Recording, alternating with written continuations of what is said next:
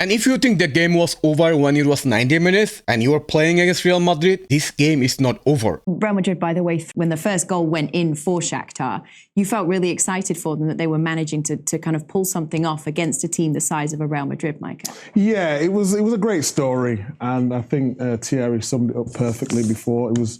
Today was more than football, but if it was any one team to win, you wanted Shakhtar to do that.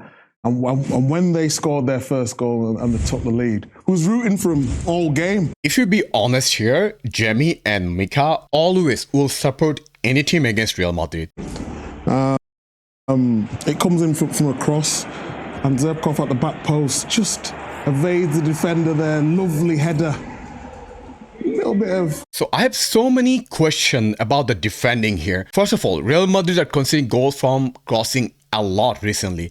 This has to be stopped. If we keep conceding from crossing, that's not a good sign for us. Also, what are you doing, Mendy, here? Like, you have to mark your guy, and you are not even marking him. You gave him too much space, and he has a clear opportunity to score the header. Another issue here was that we weren't defending as a team in this scenario. Good movement, just knowing where to be, anticipating where the ball's going to drop.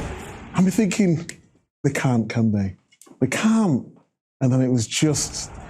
When you are playing against Real Madrid, until the referee blow the whistle, you cannot stop. Because as long as there is time, Real Madrid will come back. That's the reality in Champions League. And we're talking about a different game, but they can be proud of themselves. All heroes tonight, Kate. Was it 95th, 96th minute?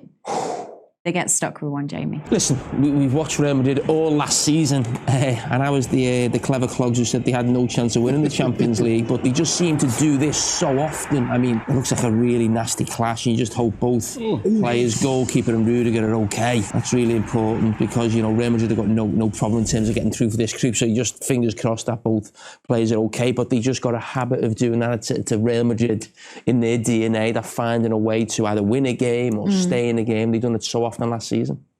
How much did you see the huge difference in Jamie's tone? Like, his tone about Real Madrid is totally changed this year. I'm a little bit shocked that he's using positive tone about Real Madrid, saying something good about Real Madrid. But I can assure you, he'll come back in knockout stages, especially if we play against English team. He'll say, oh, this Real Madrid team will have no chance. Of course, you played Shakhtar a week ago, and a lot of things has happened in between these two meetings with the Ukrainian club. Did that, the events of the last couple of days in Ukraine, did that have anything in your preparations, anything that you needed to just think extra about? I mean, for us less, but of course, especially Ukrainian players. I mean, it's in general, the last couple of months. It's I mean, very difficult situation to think in even in playing football at this time. For that, truth heads up for them, because I mean what they play, how they fight, how they are able to concentrate on the less important thing called football. It's a lot of respect for that. But of course, at the end, I mean we're here to play the Champions League game. So knowing what happened, and I think it affects everybody. Of course, more the Ukrainian players. But at the end, I mean, here we go out, and I think it's also a good thing for them to go out here, maybe forget a bit the things that happen around, to play football, to play together, to enjoy, and I think that's what they did, and they had a great game today, definitely. Yeah, they did. Nice sense. That's a very good take from Toni Kroos. He spoke really professionally and spoke really well about Shakhtar. And he also complimented about Shakhtar that they played really good, which is really true. So let's listen to what Ele Moreno said about this game. Well, before we get to the equalizing goal from Antonio Rudiger and how that play developed, let's actually focus on the early part of the game and really the first 89 minutes of the game. Real Madrid played with the same sort of intensity or lack thereof that they showed against Osasuna a couple of weeks ago, against Getafe last weekend, even against Shakhtar last week in Champions League. It's just... Let's pause here a little bit because, yeah, Real Madrid didn't play good against Osasuna and Getafe. Totally agree. No discussion. However, saying that Real Madrid played the same intensity against Shakhtar first game, that's not true. Real Madrid played really good at first game against Shakhtar. Real Madrid has created a lot of chances that was missing in previous games.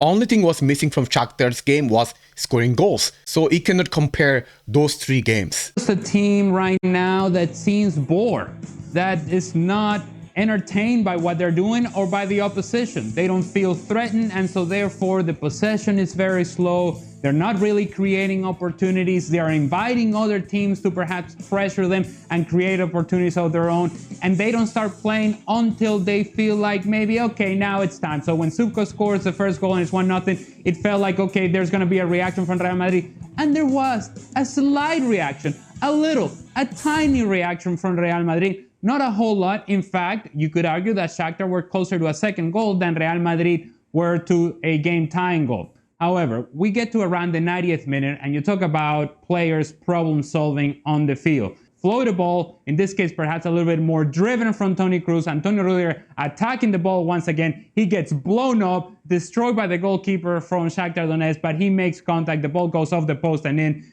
They tie 1-1 and problem solved.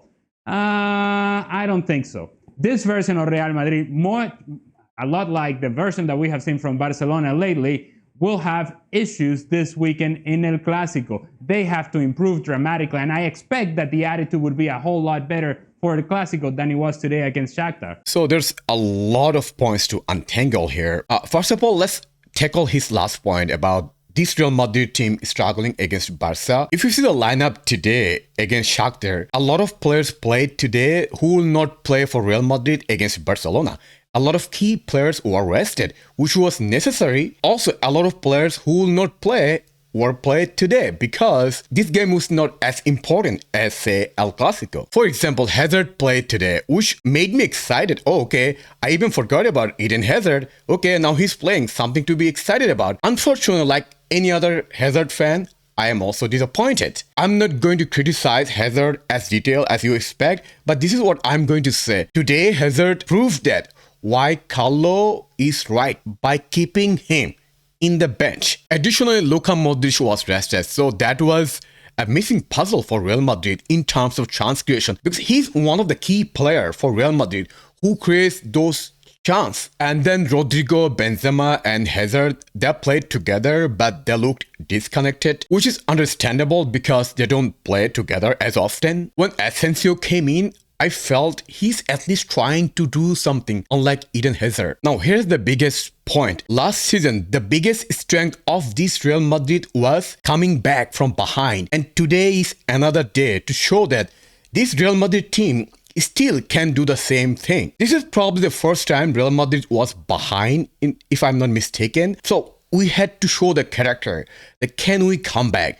Can we still do the same comeback that we did last season, time to time? And if you think the game was over when it was 90 minutes and you were playing against Real Madrid, this game is not over. The persistence from this Real Madrid team made it possible to get a goal and ultimately to get a draw. Just offering up maybe one small excuse for why is last year it was a pretty much you knew what the 11 were going to be. And then there was talk about tiredness and rotation and lack of it. This year he has a bigger squad, and hence he's rotating more. Yeah. And I just wonder whether that is affecting the continuity. Of course, these rotations play a role because the team chemistry does play a big role. Also, don't forget, Real Madrid is playing twice a week. It's very difficult for any team to play twice a week with high intensity. It's great to have a big squad sometimes, but sometimes when you are always chopping and changing your team, which you wasn't last year, it's difficult to find that momentum. And maybe that's just a small reason why they've been playing the way they have. Well, now that you are a Real Madrid fan, what about that header from Rudiger?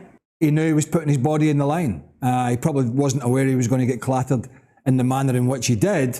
But it's what we call in the business taking one for the team. He just took one for the team there. It was enough to get the job done. And by God, the goalie gave him full pelt. He clattered him when he came out. Hopefully he's okay, not too badly injured. But yeah, he's a brave boy. So today, Rudiger deserves man of the match. Not only the goal, but also defending-wise, he was perfect. He was a true monster today. I mean, defending-wise, even Nacho was perfect today.